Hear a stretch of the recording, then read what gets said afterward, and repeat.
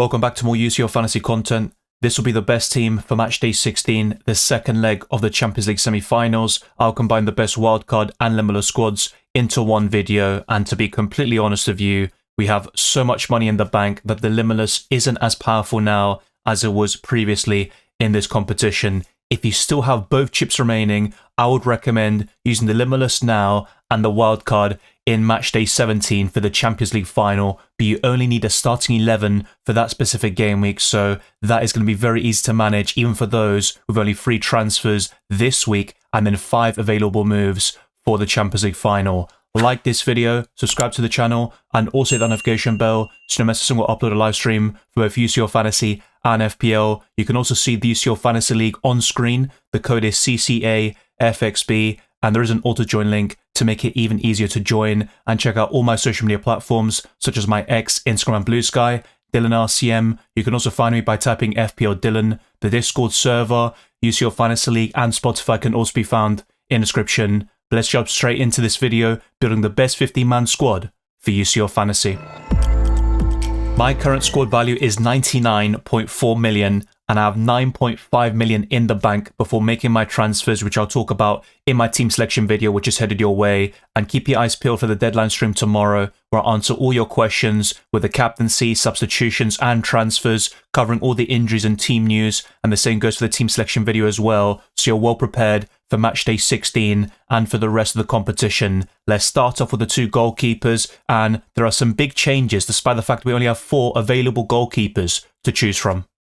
Last time out, I went for Szczesny instead of Sommer, but I was discussing the kind of balance in terms of covering both defences, and I think Sommer is a better goalkeeper in isolation than Szczesny in UCL Fantasy, but I think when you also bear in mind the defender options, you've got Bastoni and Dumfries for Inter Milan, and for Barcelona, you had Jules Koundé, Inigo Martinez, and a few other options here and there, but there are a lot of injuries in that Barcelona defence now, which includes Jules Koundé. He is going to be out for the next 3 weeks, unless he makes a very quick recovery. It could be a little bit sooner than that, but he is definitely out for Matchday 16, and I think Sommer is a better goalkeeper this week, being at home as well. I think that plays a big part. But the away sides did very well, of course, in the first leg, with Inter Milan scoring 3 goals against Barcelona and PSG putting in a very good performance at the Emirates, winning 1-0. So this is a very difficult one. I think all of these goalkeepers can go either way, but Sommer over Szczesny is my current preference, and I'm very convinced about Donnarumma over David Raya. Now, Arsenal are capable of going to Paris Saint-Germain and getting a result, but they have been so inconsistent this season. Only 6 wins out of the last 14 matches, and it's only been in the Champions League where Arsenal have shown a decent level, and PSG have been brilliant since November. And despite a lot of losses recently, because they have won Ligue 1 very easily, I still think that PSG have a great chance of keeping a clean sheet. And as I'll show you in my team selection video, in terms of the odds, PSG are top of keeping a clean sheet this week, and I think there's also a big difference between them and Arsenal. But if you are backing a Gunners Renaissance and Remontada, then you can go for David Raya instead. I don't think there's a massive difference between the two, and many of us were surprised by what happened in the first leg, but I think Donnarumma has the best chance of a clean sheet out of any of the goalkeepers this week, and that's why I recommend him. Denzel Dumfries was the star of Matchday 16, scoring a brace and getting an assist against Barcelona. He easily won that Player of the Match award, and there were no debates about that. His ownership was only 5% for the first leg, and I was actually talking about him a lot in my videos because he was an injury doubt and just returning from that issue, and he only played a few minutes as a substitute in Serie A. And when I was asked about him in the deadline stream, when we saw that Sky Sports Italia lineup and I saw Dumfries in there, whenever I was asked about the best Inter Milan defender, I said Dumfries first and Bastoni second, and my opinion hasn't changed since then. And now a lot of people will flock towards Dumfries, hoping that he can replicate what he did in Matchday 15, but I would temper your expectations. He did very well there, but I think Barcelona will adjust a few things tactically to deal with Dumfries, who offered so much threat from set pieces and on that right-hand side. But he is a good option in UCL Fantasy regardless, and with Inter Milan being at home, they haven't lost at the San Siro in the Champions League for several years now. I think Dumfries is a great option, and I don't mind doubling up on that Inter Milan defence. You may even want to go for a triple up with Bastoni, but I'm going to go a bit differently here and instead triple up on another team with Paris Saint-Germain, and I think you could even quadruple up this week with Pacho, Hakimi, Nuno Mendes and Donnarumma in goal, but I'll probably stick with a triple up just for now, but I always encourage you to go a bit different at this stage of the competition because we all have identical teams at this stage. Now, Hakimi got booked at the Emirates, but he still got 5 points overall, and he has 101 points in this Champions League campaign. Nuno Mendes is only 2 points behind him, and those two are by far the best options in this game, and that's why I'm also going for the other wing-back, Nuno Mendes, who got 8 points overall against Arsenal. Now, you can also go for Baccio if you wish. You can go for Saliba if you still want to cover Arsenal defensively in one way, shape or form. But what I'm going to do in this best team is go very different and quadruple up. And William Baccio does make it with the ball recovery potential. He has 81 points for the season, so he is the third highest scoring UCL Fantasy defender. Marquinhos is fourth. And of course, the 2 extra games that he played in the knockout playoff rounds does help a lot. But Baccio makes so many ball recoveries, over 100 made this season, and that's why I'm going all in on PSG. But you might feel differently about this game and think Arsenal will score or end up going through. So you can, instead of going for Baccio and Donnarumma, go for Raya and Saliba, but I'd always recommend Nuno Mendes and Hakimi for that attacking potential. At least go for one of them, even if you think PSG will somehow concede multiple goals. But the final defender is Inigo Martinez. I would still cover Barcelona defensively with one player, but I'm not that convinced about a clean sheet. I think Inter Milan will score, and Martinez has the best chance of scoring a goal, especially from set pieces. And with Koundé out of the equation, I think Martinez now catapults to first in terms of the best Barcelona defender in UCL Fantasy. But I think that could be a massive blow there for the Catalans, and they will play several defenders out of position. But you might be considering Christensen. If he starts, he can be very good for ball recoveries, but his injury record is terrible, dating back to his Chelsea days. But this defensive line is very strong and also quite different to what you saw for the first leg, where it certainly was more balanced. But at this stage of the competition, if you have a prediction of a team keeping a clean sheet or going through, go all in on that specific defense or team, and that's something I'd highly recommend for the Champions League final as well. But let's now move on to the midfielders.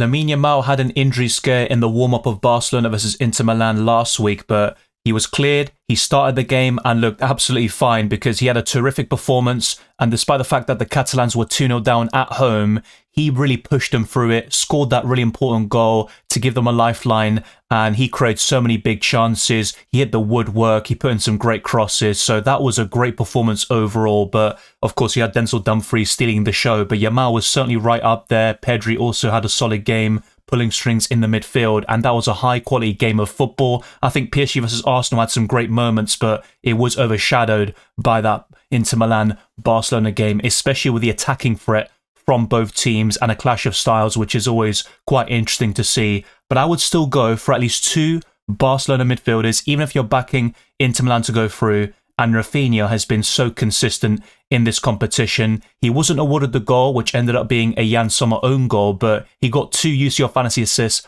on the night. He does lead the assist charts for the Champions League with 8, and he is just a great UCL Fantasy asset. He is leading the Ballon d'Or rankings, although I saw a recent report that had Yamal up there, and that was probably because of that first leg performance in the Champions League semi-finals. But Rafinha has been brilliant in the Champions League all season, and both of them are worthwhile additions to your UCL Fantasy team. The same goes for Ferran Torres, and you may not want to triple up, and I completely understand that, but in my opinion, it is still a viable option. Calhanoglu in the same game is also a great choice if you want to diversify your picks from different teams and have that Inter Milan coverage. He's on penalties as well, but Ferran Torres is playing down the middle, but Robert Lewandowski is in contention to play. He will likely make a substitution appearance and get 30-40 minutes. That's what the recent reports indicate, but Ferran Torres should get 60 plus minutes, and it does depend on game state and how fit Robert Lewandowski is.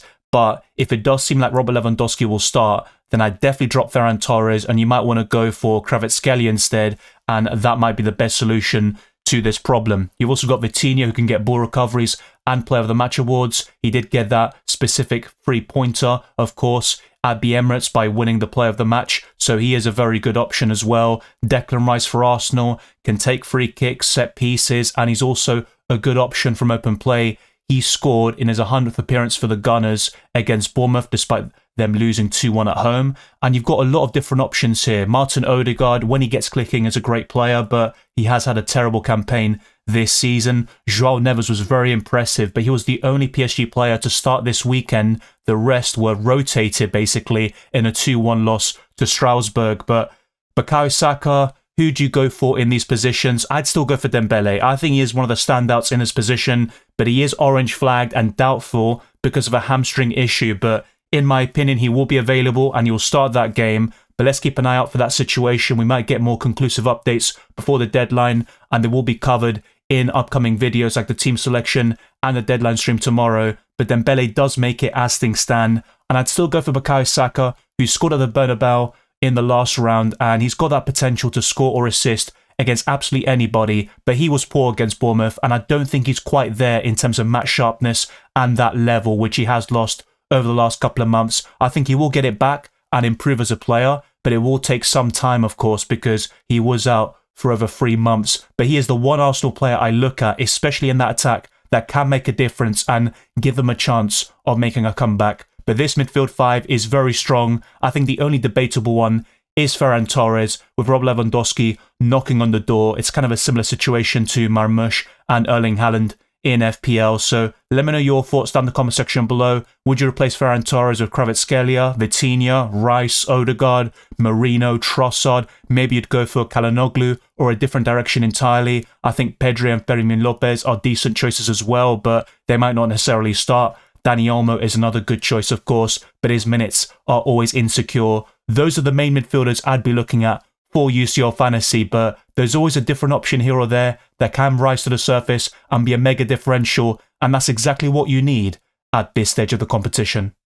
Several Inter Milan players like Lautaro Martinez were in kind of big doubt to play again this season, especially for the second leg of the Champions League semi-final, but all the reports indicate he is doing everything possible and that he has declared himself available to play against Barcelona, and he took part in full team training, and the plan is for him to basically be part of most of those sessions and be fully fit and ready for that second leg clash against the Catalans. So Lautaro Martinez does make it. There is still a slight concern about him starting, and if he doesn't, it looks like it'll be Taremi and Thuram up front. And if you want to go for a more nailed-on option and just a secure route into that Inter Milan attack, then Thuram is the way to go. He scored the first goal in basically the first 25 seconds against the Catalans. That was a big shock, and of course no one expected that sort of rapid start from Inter Milan, but I think Thuram is a good choice. Let's not forget though, he just came off the back of an injury himself, but all these players are recovering so quickly. Benjamin Pavard in the defensive line is also expected to start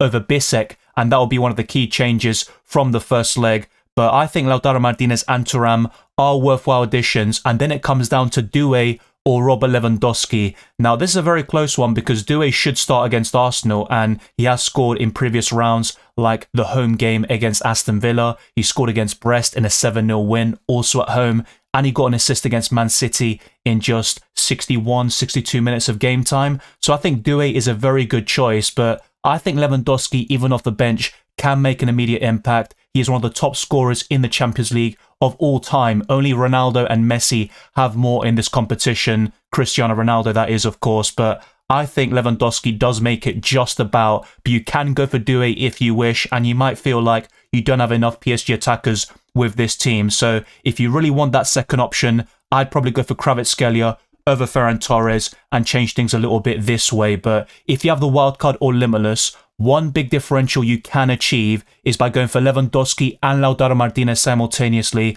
and that's what you need to be eyeing up. Opportunities to be different, to rise up those mini leagues and the overall rankings, and that is one of the biggest things you can do. Also have two PSG midfielders. You can still keep that template Yamal and Rafinha double up, and also have Bukayo Saka as your fifth option, but you can also go for Çalhanoğlu. So there are different ways of achieving these differentials and also the structure you want, but ultimately back your gut with your predictions. And if you are going all in on PSG like I am with Donnarumma, Batshuayi, Hakimi, Nuno Mendes, Kvaratskhelia and Dembele, you might want to just ditch Saka entirely and then hope, in your case, that Arsenal don't do the job and that Saka blanks. But I think UCL Fantasy and football is completely unpredictable, and whilst PSG and Barcelona are the favourites to go through, I've always said don't rule out Inter Milan and Arsenal. These Champions League ties are certainly not over yet, despite the fact that PSG look the most likely to go through to the Champions League final. Now, in terms of the captaincy on the Tuesday, I'd keep it very simple,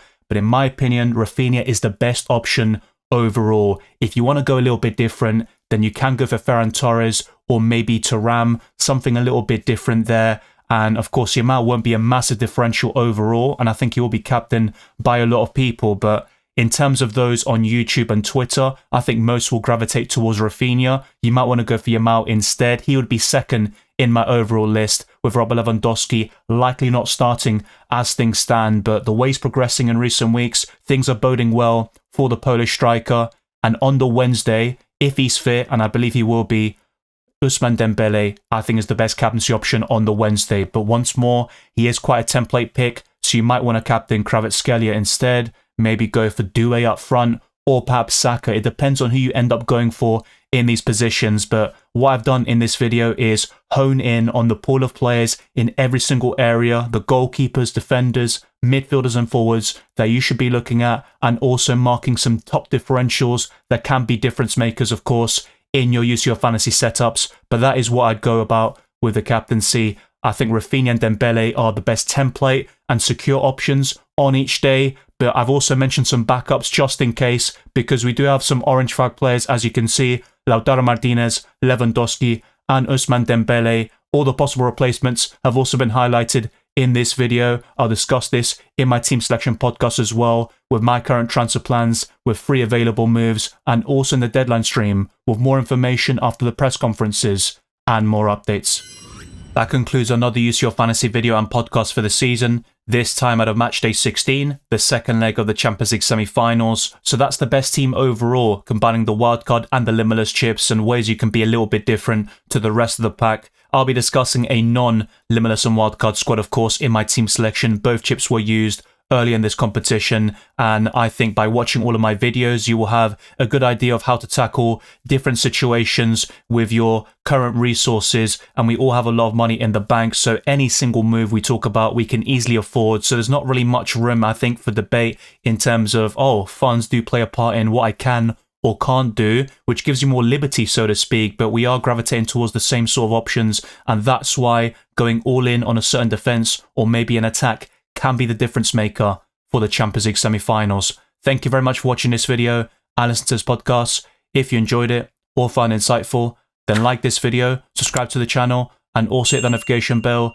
so you never miss a single uploaded live stream, both FPL and UCL Fantasy. We are very close towards a new goal of 33,000 subscribers. Let's achieve that by tomorrow's deadline stream. Also check out the links in the description below for my X, Instagram and Blue Sky. Dylan RCM, the Discord server, UCL Fantasy League and Spotify can also be found in the description. Let's grow all of those social media platforms to the best of our ability. I wish you all the best of luck for Matchday 16 and the rest of this competition. We are approaching the end game, but everything you need to know will be covered in my team selection video and the deadline stream.